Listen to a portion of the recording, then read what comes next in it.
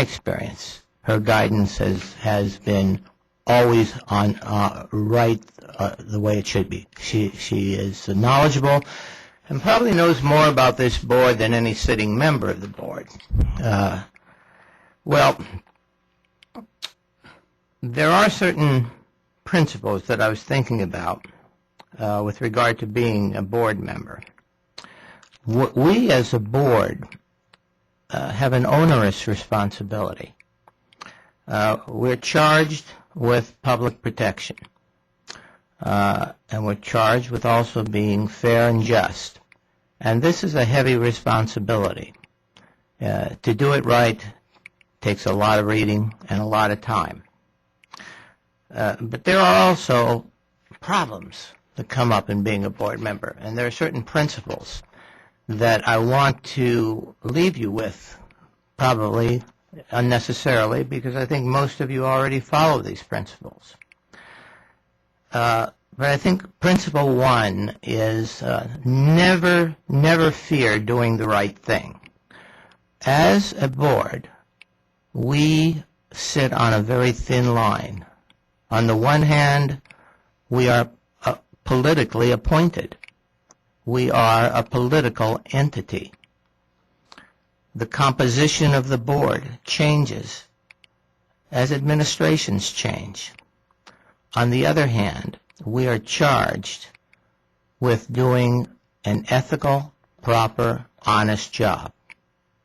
Sometimes the political side of what we do and the ethical side of what we must do are conflictual. In my view, we always should lean towards the ethical and proper. And sometimes we have to pay for that. But I do want to remind you, some of you who have been on the board for many years know this, that during this past decade, we have been the victims of what I can recall of two evil empires within the political system. And it was because of the courage of board members, of the leadership of this board, that those evil empires were overturned. And those were courageous and difficult times. Another principle I think I want to convey is, as board members, we need to be humble. We are appointed. We are appointed by political people, either the governor or the legislature. We do not get these jobs on a merit-based process. That means we may not be the best people for what we're doing, but we have the job and we've got to learn to do it in the best way possible. And from my point of view, that should engender a certain level of humility. Now, it takes both rain and sunshine to make a rainbow. And there's been a lot of rain. There's been the problems related to diversion, where I must say I believe the board members were certainly not aware of the problems within diversion. Even when questions were asked in that time frame, we were not kept abreast of what was happening. There have been serious problems in licensing. I'm so proud of how licensing has been turned around just recently. Enforcement problems led to the subject of Julie's monitor report. Again, we were, as an organization, we were not aware of many of the problems going on in enforcement. And from time to time, we've had terrible press relations. At other times, we've had good press relations. But these are issues that need to be remembered and confronted. I'm proud that over this decade, I personally believe that this board, and I'll bet you Frank will agree with me, that this board has evolved from an organization that was highly protective of physicians to an organization that is exceptionally consumer-oriented while still maintaining fairness and justness with regard to our interactions with physicians. It was this board that finally recognized the place for midwifery and for alternative medicine while still protecting the public. These were contentious areas, but we came out of it, I think, on the right side. I'm most proud of the Stephen Thompson loan repayment program. The history there is a history of political intrigue, which I won't go into, because it did require a dramatic, behind-the-scenes effort to do something good. And I must tell you that without Linda and without Kevin, that effort would not be present, and there'd be a lot of poor people in California who are now getting excellent health care who wouldn't be getting health care. The Stephen Thompson program has placed hundreds of young doctors out into areas where they provide service without charge. We were also responsible for developing the volunteer license, which removed the blocks for retired doctors to give back to their communities and to provide health care to indigent patients. And finally, we, with political intrigue, with a lot of work behind the scenes, were able to evolve a system where the Thompson loan repayment program would have a continuing source of funds indefinitely without the use of taxpayer dollars.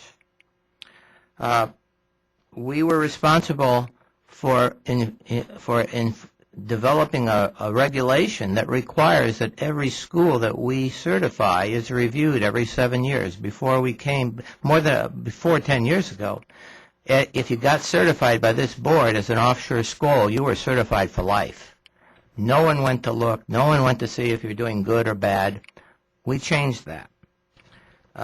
And finally, we decided that we should recognize excellence in healthcare delivery, and we developed the Physician Service Award, something which I believe is proper and an important thing that we have done.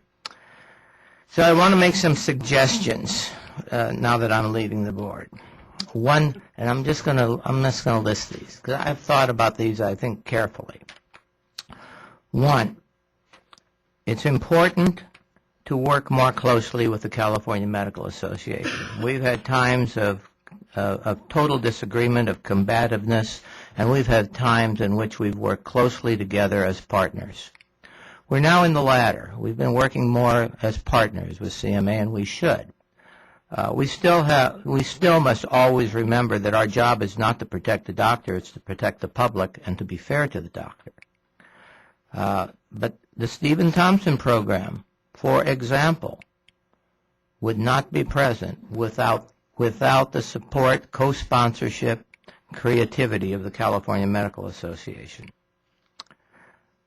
I believe, and I know many will disagree with me, that we should help develop a merit-based appointment system to this board. Now, I'm willing to grandfather all of you out, but I believe that future appointments to the board should be based on merit.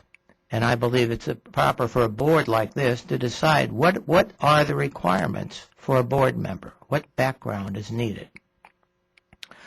I believe that we should develop an internal monitoring system, and you've heard me lecture ad infinitum. But I believe everything this board does, not only enforcement, licensing, and everything else, should be regularly reviewed in a formal way by an outside, unprejudiced organization or person. Personally, I would clone Julie and have that person or organization periodically look at everything this board does. I believe that we should develop a proactive public relations effort.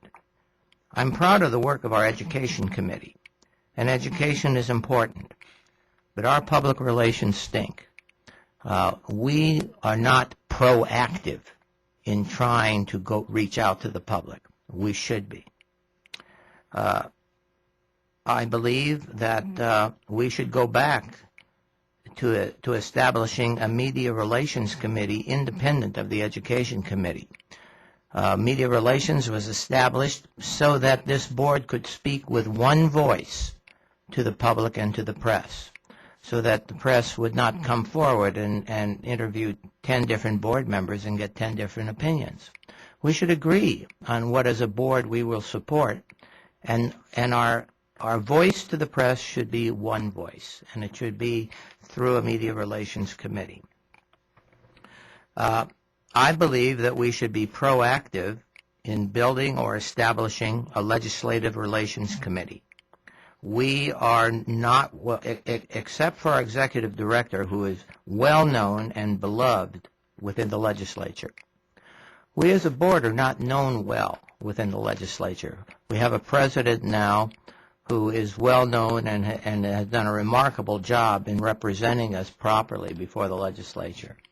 But I'm worried about the future. And in the future, we need to have an active, proactive legislative relations committee that has the job of meeting with and discussing important things with members of the legislature. And finally, I believe that the position of president of this board has become so complex, not only time-consuming, but so complex and so difficult that it takes at least a year to learn how to be president. I believe we need to extend the term of the presidency of the board. I believe at least 2 years is appropriate. I know it would be unfair to deny all people the opportunity to be president at some point. But what I always try to come down on, and I know most of the board, when you have a tough decision to make, you always try to think of what's best for the public. That's what should be our goal. What's best for the public? And I think it's best to have a leader who finally knows how to do the job and hold on to that leader. And finally, I want to thank all of you. Thank you for putting up with me, for listening to my lectures and my sermons. And I sincerely hope that you'll always do the right thing. Thank you.